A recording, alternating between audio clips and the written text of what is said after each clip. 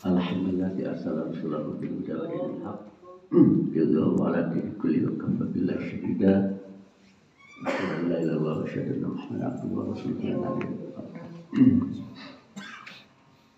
Ada satu hadis ya.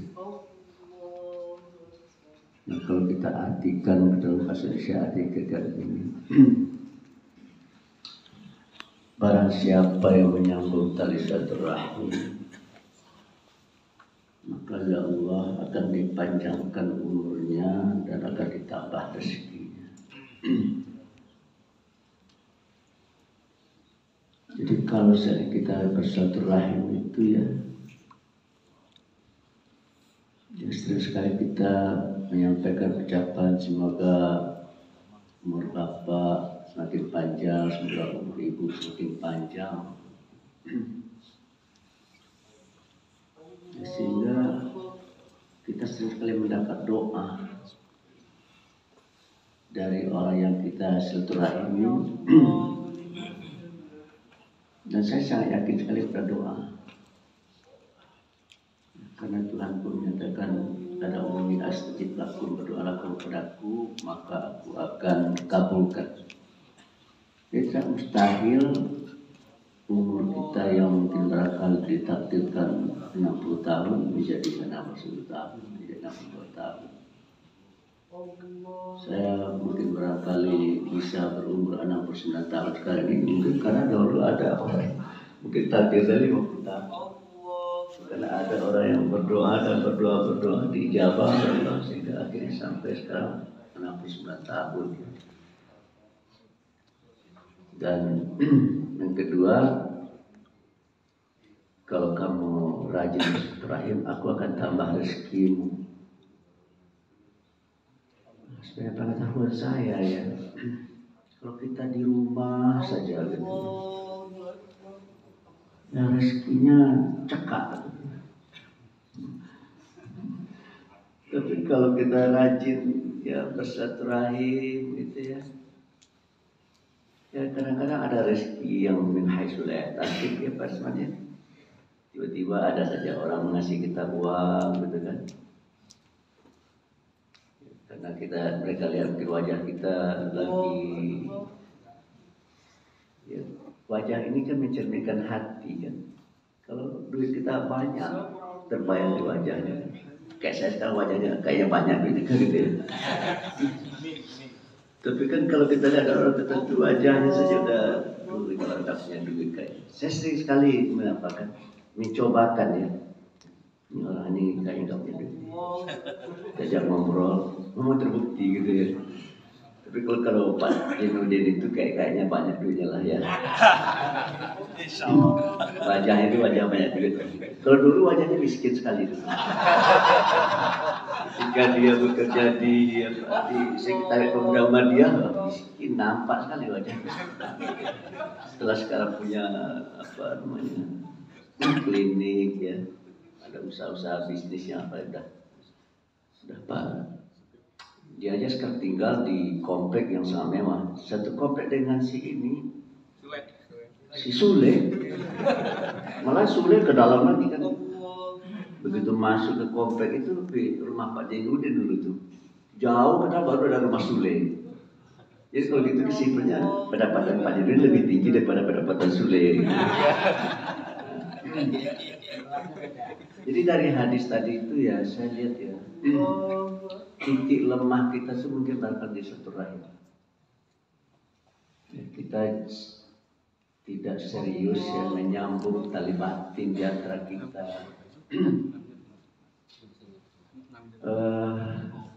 Ada tradisi memanjat batang pinang ya. Dalam kesempatan bulan Agustus peringatan 17 Agustus kemerdekaan. Itu ada dua model orang memanjat batang pinang. Pertama individual, yang kedua kooperatif. Kalau yang individual itu masing-masing berusaha memanjat gitu ya. Dan yang satu lagi dia dia berkolaborasi 5 orang, 6, 7 orang yang masing-masing satu-satu ini begitu ada yang sudah dekat mengambil tinggal satu jengkal lagi itu oleh di bawahnya karena iri dia tarik celana dikit melorot ke belakang gitu ya, dan orang bertepuk. Nah sementara yang memanjat tadi itu udah capek-capek, udah dapat apa-apa karena ya masing-masing dengan apa ya, dengan keinginannya gitu, dalam bahasa yang lebih ekstrim, dengan kerakusan dan ketamakannya akhirnya nggak dapat apa-apa. Tapi dengan cara yang kedua tadi itu saya lihat itu ya, yang besar badannya di bawah itu yang agak, terus yang kurus paling di atas gitu kan. Sehingga akhirnya ya begitu yang di atas sampai ke puncak, kemudian dia ambil semua hadiah, lalu dia bagi. Sehingga apa namanya masing-masing mendapatkan bagian gitu. Oleh karena itu mungkin barangkali ya kita kan lagi ada FGD di atas lantai 6. Kawan-kawan kita ini jangan sendiri ya, sendiri, tidak dibuat dalam bentuk jaringan silaturahim. Ya, kita bayangkan saja misalkan ada McDonald di Indonesia, ada Kentucky Fried Chicken begitu ya, ada Pizza Hut, itu kan kantor-kantor pusatnya kan di Amerika sana, di Eropa sana, tapi ada di sini kan. Unilever misalkan dia ada di Belanda, di Inggris, tapi di sini juga barangnya banyak beredar. Nah, kok bisa seperti itu Pak Drabas ya? Karena dia mampu membangun jaringan. Saya lihat itu apa namanya, Alfamart, Indomaret ya. Saya ketika dulu menjadi ketua Komisi Ekonomi, saya ingin membangun Alfamart, bekerjasama dengan Alfamart di Riau. Karena kalau dari Riau pengen sekali membuka Alfamart. Lalu kita berkomunikasi dengan Alfamart, kata Alfamart tidak bisa. Karena sistem kami itu Pak Drabas seperti sistem apa ya, lingkar gitu. Apa sistem apa? Kayak spiral gitu. Ada di pusatnya kemudian melebar atau pakai radius. Pertamanya 1 kilometer ke sana, jadi ke depan ke belakang. Kemudian belakangnya 5 kilometer ke sana, 10 kilometer ke kanan ke utara ke selatan. Jadi dia waktu itu baru sampai di Lampung. Nah, kenapa sebegitu pada awal? Karena ya ada hitung-hitungannya. Kalau membuat jaringan itu kan, membawa barang dari Jakarta ke sana itu kan harus menggunakan transportasi, dan itu kalau menggunakan transportasi itu ada kos, dan kos itu dihitung sedemikian rupa secara detail. Oleh karena itu saya betul-betul berharap dari Muhammadiyah ini sudah ada beberapa produk. Cuma sayang kita tidak bisa memanfaatkan tentang warga Muhammadiyah. Dia tidak tertarik untuk bersilaturahim dengan wadah kosmetik, tidak tertarik bekerjasama bersilaturahim dengan S12. Padahal kalau seandainya misalkan warga Muhammadiyah mau bersilaturahim, mau membangun kerjasama dengan wadah kosmetik atau dengan S12 misalkan, ya maka insya Allah ya ekonomi kita, rezeki kita akan ditambah oleh Allah. Saya kadang iri juga ya sama Ibu Nurhayati Subakat itu dia sering sekali membawa orang jalan-jalan ke luar negeri dan berbuat sangat besar, 60, 80. Pak Tony Firmansyah yang ketua LP UMKM yang masih muda yang umur 30 itu sering sekali. Belum lama berselang dia pergi ke Korea. Kemudian sebentar lagi membawa pergi lagi dia ke Jepang. Nah, pikir saya, ngapain Pak Tony di sana Pak? Ya, ke Korea dan ke Jepang nah, ternyata dia membawa mitra-mitra yang sukses, yang penjualnya lebih target ya, diberi hadiah.